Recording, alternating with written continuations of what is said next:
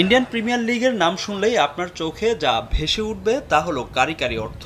এই franchise league থেকে প্রচুর পরিমাণে অর্থ আয় করে থাকেন ক্রিকেটাররা। এবারের আইপিএলে আরও বাড়ছে ক্রিকেটারদের আয়ের পরিধি। চলতি মৌসুম থেকে প্রথমবারের মতো আইপিএলে ম্যাচ ফি পেতে যাচ্ছেন ক্রিকেটাররা। শর্টার ফরম্যাট হিসেবে ম্যাচ ফির অঙ্কটা অনেক বেশি। আইপিএলে ম্যাচ খেলতে নামলে একজন ক্রিকেটার পাবেন 7 লাখ রুপি, যা বাংলা টাকায় প্রায় 10.5 লাখ। সেই হিসেবে একজন ক্রিকেটার লিগ পর্বের 14টি ম্যাচ খেলার সুযোগ পেলে তিনি আয় করবেন 98 lakh rupee. R play of খেললে সংখ্যা বেড়ে দাঁড়াবে 1,05,00,000 রুপিতে। ফাইনাল পর্যন্ত সব ম্যাচ খেললে একজন ক্রিকেটারের পকেটে ঢুকবে 1,27,00,000 রুপি। এই অর্থ তারা পাবেন ফ্র্যাঞ্চাইজির সঙ্গে চুক্তিমূল্যের বাইরে।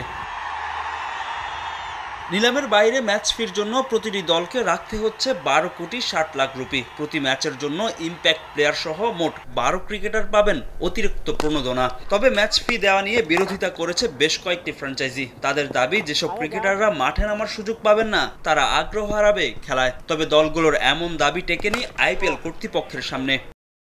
এদিকে নিলামে দল না পেলেও আইপিএলে অভিষেক হতে যাচ্ছে নিউজিল্যান্ডের ক্রিকেটার কেন উইলিয়ামসনের। মূলত আইপিএল দিয়ে ধারাভাষ্যকার ও ম্যাচ বিশ্লেষক হিসেবে অভিষেক হতে যাচ্ছে সাবেক কিউই অধিনায়কের।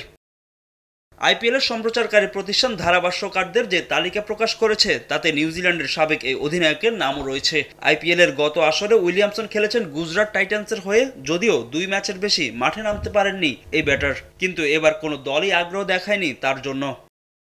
ফাহিম ইসলাম, সময় সংবাদ।